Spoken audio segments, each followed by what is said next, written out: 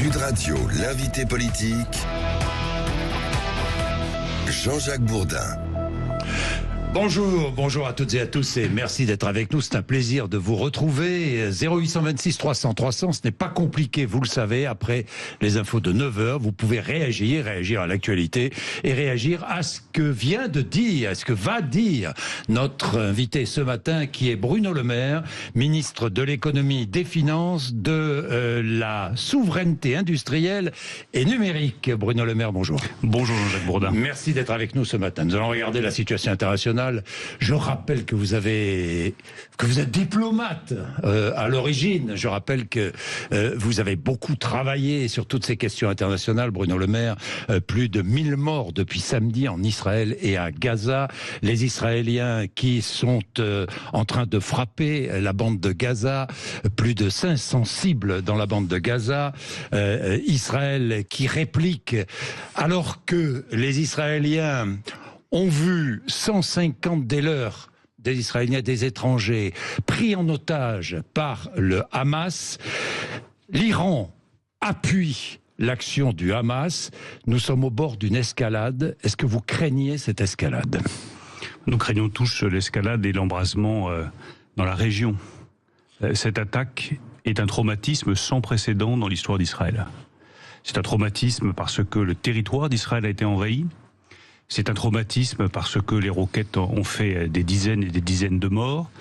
Et c'est un traumatisme parce qu'à l'heure où je vous parle, les combats se poursuivent et que Israël a plus de 150 de ses compatriotes qui sont pris en otage par le Hamas. Nous devons soutenir Israël. Nous devons soutenir le peuple israélien. Et nous devons marquer notre solidarité totale à l'égard du peuple israélien. Et condamner fermement, évidemment, l'opération terroriste du Hamas. Et je condamne fermement, sans aucune hésitation, l'attaque du Hamas. Est-ce qu'on a oublié que le Hamas est une organisation terroriste, classée comme telle par l'Union européenne ? Il faut savoir dans quel camp on est. On est dans le camp de ceux qui sont attaqués, de ceux qui souffrent aujourd'hui, le peuple israélien, ou du côté des terroristes et du Hamas. Le Hamas, je le rappelle, est une organisation terroriste qui s'en est pris avec une violence invraisemblable à l'État d'Israël et au peuple israélien. Et soutenu par l'Iran, le Hamas. Est-ce que l'Iran soutient le Hamas pour porter atteinte à l'accord proche entre Israël et l'Arabie Saoudite ? Ça fait partie des hypothèses. Je suis ancien diplomate, mais je ne suis pas et plus. Oui. Je ne suis plus diplomate et je ne suis pas ministre des Affaires étrangères. Donc Catherine Colonna aura l'occasion de s'exprimer sur le sujet.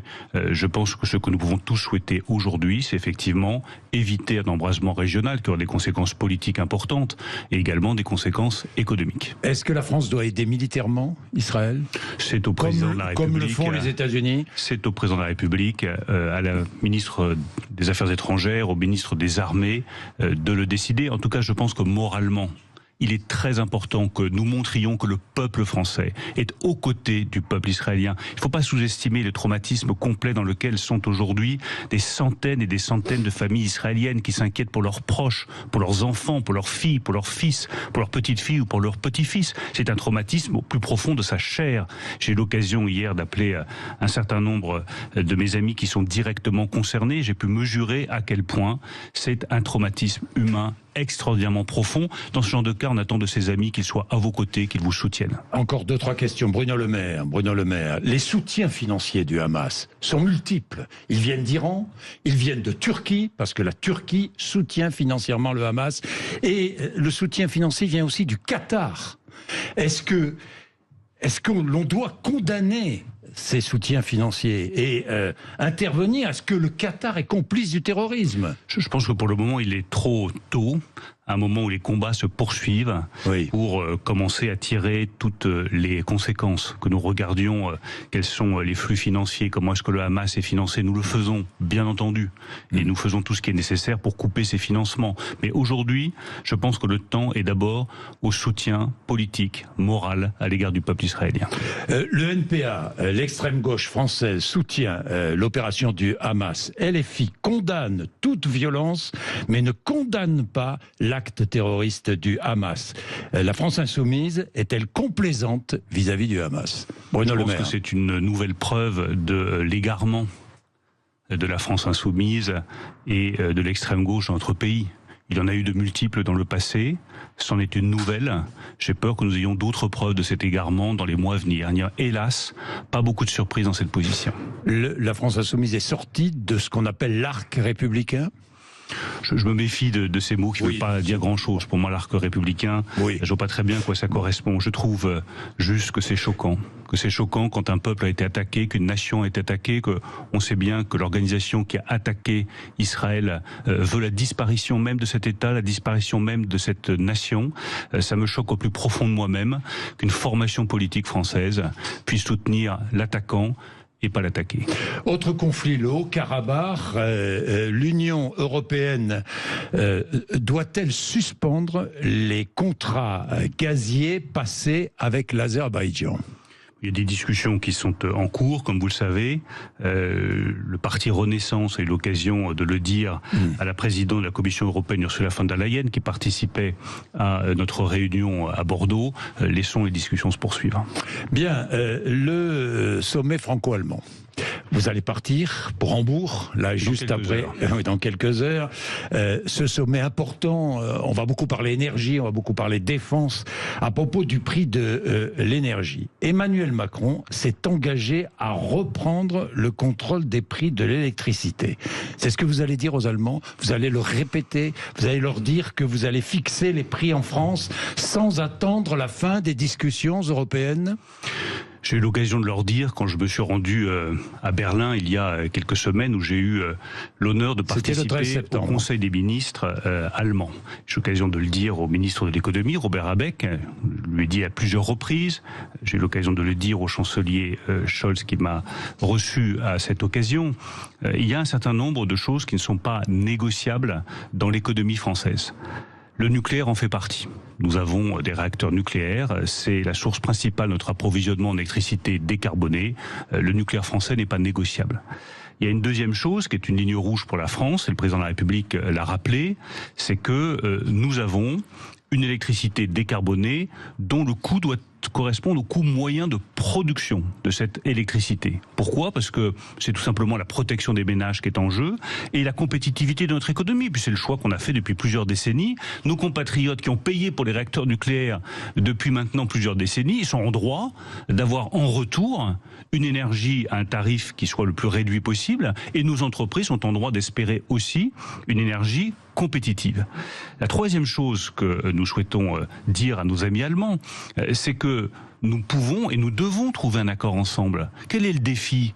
C'est pas que France et Allemagne s'affrontent sur la question de l'énergie, c'est que nous soyons capables, France et Allemagne, ensemble, de faire face aux décisions prises par les États-Unis avec l'Inflation Reduction Act, qui ont aujourd'hui un coût de l'énergie parmi les plus compétitifs au monde. Notre sujet, c'est de nous mettre ensemble pour être compétitifs face aux États-Unis et certainement pas d'ouvrir un conflit entre nos deux pays. Oui, j'ai une question encore plus précise. Est-ce que les particuliers et les entrepreneurs paieront leur électricité à des prix proches des coûts de production l'année prochaine, en 2024, en France ? Bien sûr, c'est l'objectif. Et c'est un objectif pas pour l'année prochaine, c'est l'objectif pour les prix vont baisser, décennies. Ne pas augmenter de plus de 10%. Je ne dis pas que les prix vont baisser, je dis que la France doit garder les prix attractifs pour les ménages, stables, c'est le plus important, qu'on évite... Attractif, ça veut dire moins de 10%. Attractif, ça veut dire qu'en janvier, en fonction de l'augmentation du prix de l'électricité, j'ai déjà dit que les chiffres qui avaient été avancés par la Commission de régulation de l'énergie, 10 à 20% de hausse, il en était hors de question. Donc moins de 10%. Moins de 10%. Fixons cette limite. Et c'est pas simplement pour janvier prochain que ça compte. C'est que nous puissions, pour les décennies qui viennent, garantir à tous nos compatriotes un prix d'énergie stable. Garantir en deuxième lieu, c'est le deuxième objectif de cette réforme du marché européen de l'énergie, un prix attractif pour nos industriels. Quand vous avez des sites de Fos-sur-Mer, de Dunkerque, qui sont des grands sites industriels, pour continuer à se développer, il faut qu'ils aient un prix de l'électricité qui soit le plus abordable possible. C'est notre avantage compétitif majeur, numéro 1. Une électricité décarbonée pas chère, parce que nous avons fait le bon choix énergétique, qui s'appelle le nucléaire. On a fait le bon choix, il est légitime qu'on en tire tout le profit. Et le troisième enjeu qui est important, qu'on oublie parfois un peu trop dans la discussion, c'est que EDF puisse avoir des revenus financiers suffisants. Il s'agit que le prix de l'énergie soit compétitif pour les entreprises, pour investir dans le nucléaire, stable pour les ménages, mais et qu'il soit aussi profitable pour EDF. Il faut qu'EDF soit profitable, il faut qu'EDF puisse dégager des marges de manœuvre financières pour investir dans le nucléaire, investir dans le renouvelable aussi, puisque c'est une des entreprises qui investit le plus dans les énergies renouvelables. C'est cet équilibre-là que nous défendons, et vous l'avez compris, nous le défendons avec le président de la République, avec Agnès Pannier-Runacher, bec et ongle. Pourquoi ? C'est le cœur de l'économie française, sa compétitivité et son attractivité qui sont en jeu. Quand vous avez un investisseur américain qui vient en France, qui veut ouvrir une gigafactory, la première chose qu'il vous le demande, c'est le prix de l'énergie. Ça veut dire que la France fixera ses prix de l'électricité, quoi qu'il arrive. La France, légitimement, demande que soit respecté son choix souverain en matière énergétique, qui est le choix du nucléaire, de la sobriété et des énergies renouvelables. Et je pense que nos amis allemands peuvent parfaitement le comprendre. Je pense qu'il y a surtout beaucoup d'incompréhensions qui doivent être levées. De ce point de vue-là, en bourse, c'est un rendez-vous très important. Pour lever des incompréhensions, l'Allemagne a fait des choix énergétiques. Je les respecte. Abandon du nucléaire et tout mettre sur les énergies renouvelables. La France fait un autre choix en maintenant des réacteurs nucléaires. Respectons-nous les uns les autres et respectons nos choix souverains. Les prix des carburants maintenant. J'ai vu l'intervention du président de Total. J'imagine que vous l'avez vu aussi. Bien sûr. Bruno Le Maire. Il vous dit, c'est simple, si vous renouvelez, si vous reconduisez la contribution exceptionnelle sur les produits pétroliers, le raffinage, en l'occurrence, la taxe sur le raffinage, eh bien, les 1,99 €, oubliez-les. C'est ce qu'il vous dit. Que lui répondez-vous ce matin ? J'ai eu l'occasion d'échanger avec lui. Je fais confiance à Total pour maintenir cette opération, qui pour moi est une opération exemplaire. On combat l'inflation quand tous ensemble, nous nous mettons à prendre les bonnes décisions pour faire baisser les prix. L'État, les entreprises, les distributeurs, tous ensemble. Là, on est efficace. Donc je salue l'opération qui a été décidée par Patrick Pouyanné, le président de Total. Je salue l'efficacité de cette opération. 1,99 €, au moins, on sait qu'il y a un plafond. Et donc je fais confiance à Total pour maintenir cette opération. Je rappelle par ailleurs que la taxe sur le raffinage ne figure pas dans le budget initial du gouvernement. Pas dans le budget initial, mais sera-t-elle reconduite ? Mais il y a un débat parlementaire. Donc il y a des parlementaires. Vous êtes favorable ? Vous êtes favorable ou pas ? Moi, en règle générale, je n'aime pas trop les taxes. Je pense que chacun l'a compris. Donc vous êtes opposé à la reconduction de cette taxe ? Je respecte aussi ce que les parlementaires de la majorité et d'ailleurs de beaucoup d'oppositions nous disent, en nous disant voilà, il faut impérativement que les énergies fossiles financent la transition écologique. Profit multiplié par 5 pour les raffineurs entre le mois de juin et le mois d'août. C'est ce qu'il faut regarder. Il faut regarder aussi les centaines d'emplois qu'il y a derrière. Parce qu'on ne peut pas nous dire que le raffinage, c'est des centaines d'emplois, c'est l'industrie, c'est la réindustrialisation.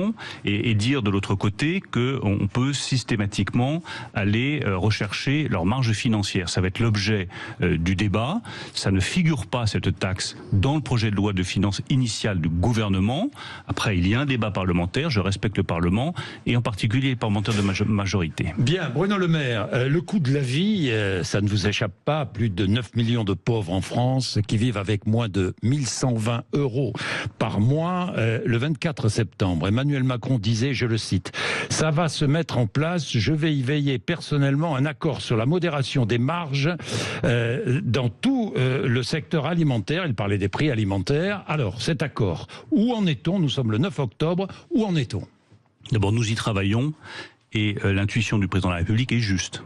Elle vient d'être confirmée hier par la présidente de la Banque Centrale Européenne, Christine Lagarde, qui dit elle-même, on ne peut pas accuser Christine Lagarde d'être une dangereuse gauchiste, que les entreprises doivent tirer sur leurs marges pour faire baisser les prix. Je ne saurais mieux dire. Donc l'accord de modération des marges, c'est ce que j'avais mis en place quand j'étais ministre de l'Agriculture, pour qu'on garde du revenu pour les producteurs agricoles. Nous allons regarder avec la DGCCRF, avec l'Inspection Générale des Finances, avec l'Observatoire des marges, quel est le niveau de marge des entreprises, et nous allons, sur une base qui doit être une base bloquer certaines marges. L'État n'est pas là pour bloquer les prix, bloquer les salaires ou augmenter les salaires artificiellement, ce n'est pas le rôle de l'État. Mais il est là pour rassembler tout le monde, toutes les entreprises, et regarder comment est-ce qu'elles peuvent s'engager à modérer les marges pour soit faire baisser les prix, soit... Pas de contrainte à la modération. Soit, Jean-Jacques Bourdin, c'est très important, augmenter les salaires.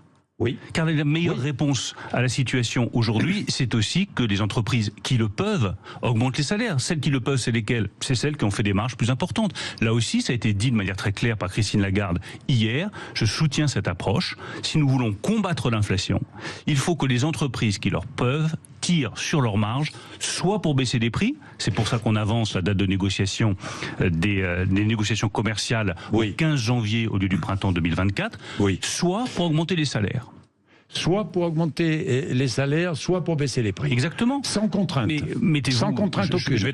Ce n'est qu'une incitation, une demande. Vous savez, on vous surnomme un peu familièrement et pas très joliment Bruno Demande. Vous demandez? Non, je ne demande pas, j'ai eu l'occasion de le dire à plusieurs reprises, j'obtiens. Et quand je n'obtiens pas, je décide. L'accord sur la modération des marges doit être un accord volontaire. Mais nous pouvons aussi décider.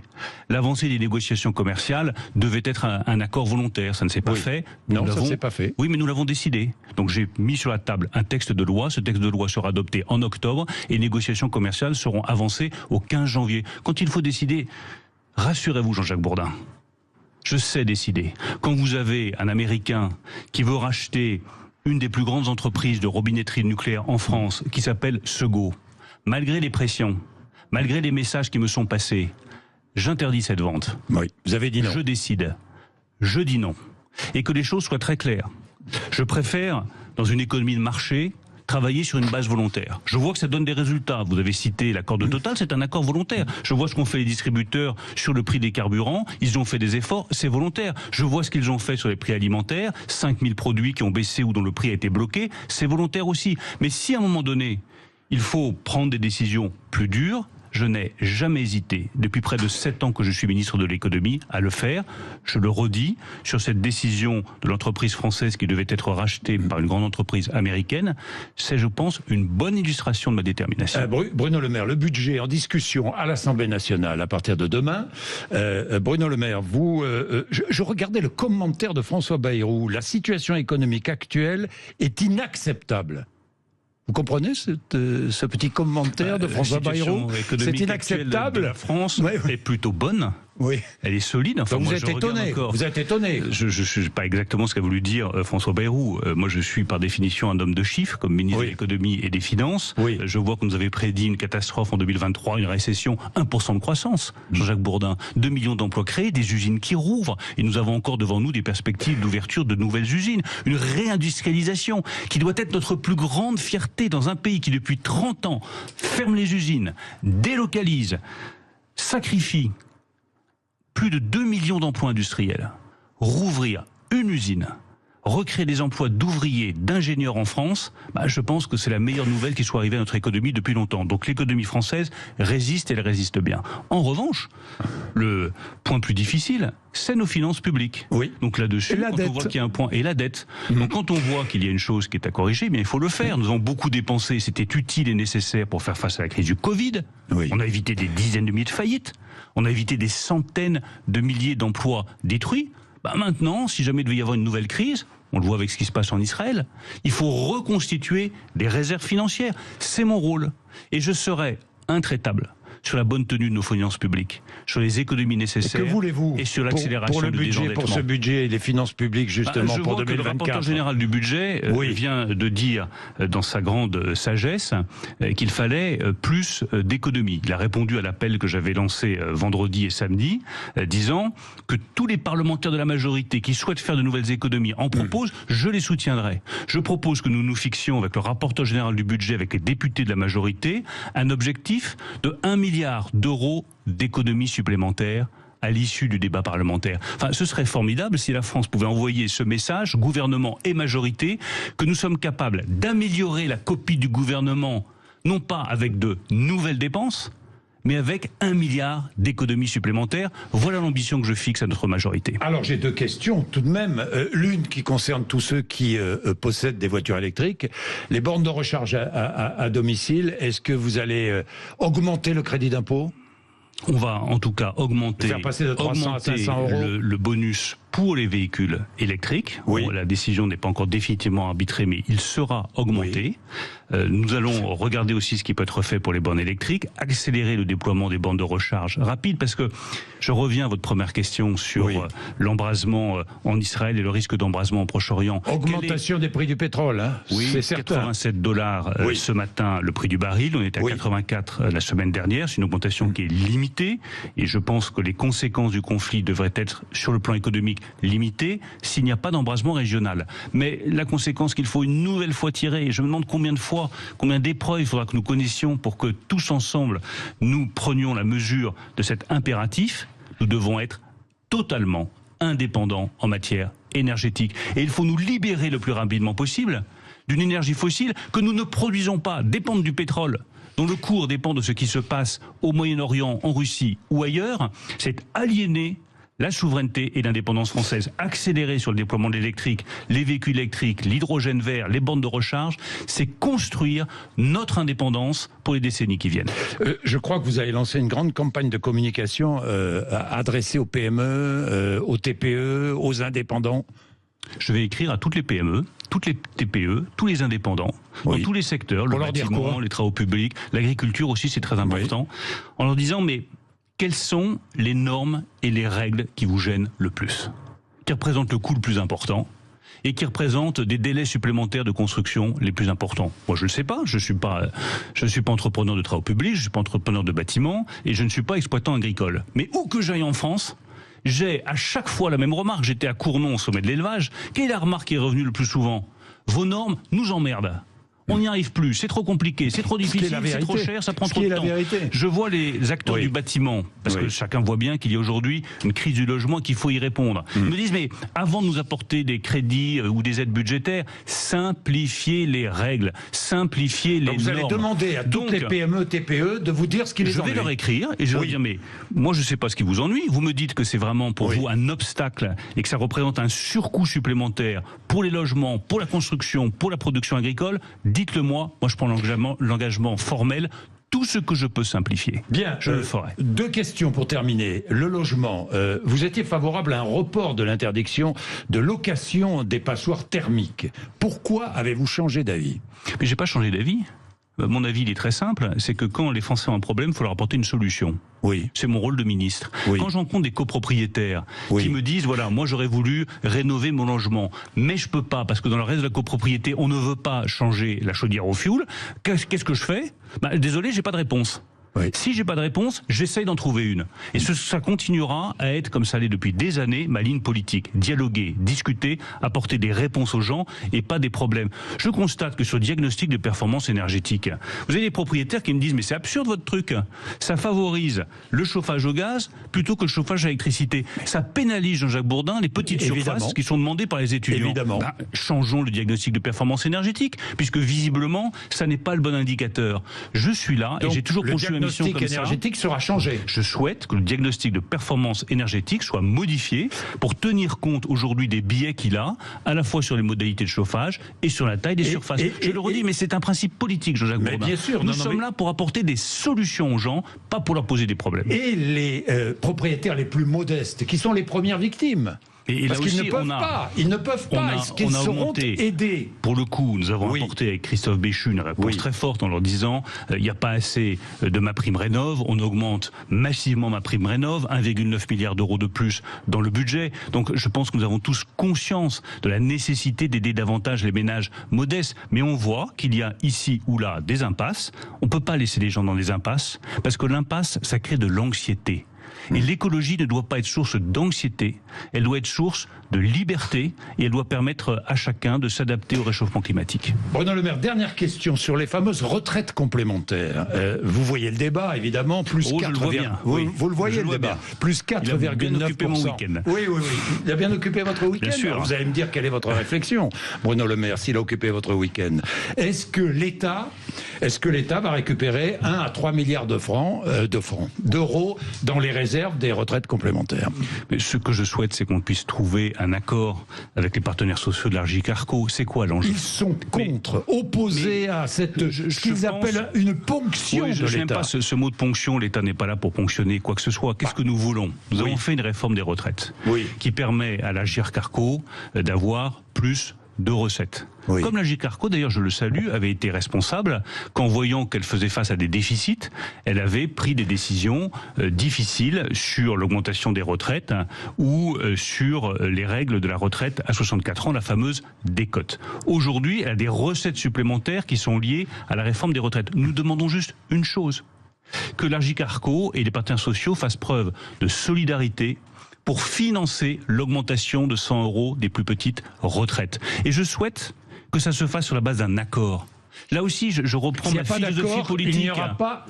Il n'y aura pas de prélèvement. Je ne dis pas que... S'il n'y a pas d'accord, il n'y aura pas de prélèvement. Je ne vais pas jusque-là, Jean-Jacques Bourdin. Je dis simplement que la France gagnerait, et le débat politique gagnerait, à construire des compromis et des accords. Et que je suis convaincu, j'écoute l'UDP, j'écoute la CPME, que plutôt que d'entrer dans un grand conflit qui ne mènera nulle part entre l'Agirc-Arrco et les partenaires sociaux d'un côté et l'État de l'autre, chacun dans sa tranchée, on se tend la main, on regarde l'effort de solidarité qui est nécessaire pour les retraités les plus modestes et on essaie de construire un accord. Merci Bruno Le Maire d'être venu nous voir ce matin sur l'antenne de Sud Radio. Merci beaucoup. Merci à vous. Il est 8h58. Nous nous retrouverons évidemment comme tous les jours avec un immense plaisir. Merci d'avoir inauguré aussi nos nouveaux studios. Et bravo pour vos nouveaux locaux qui sont magnifiques. Merci beaucoup Bruno Le Maire.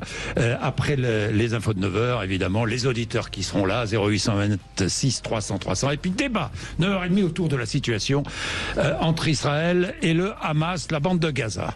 Il est 8h59.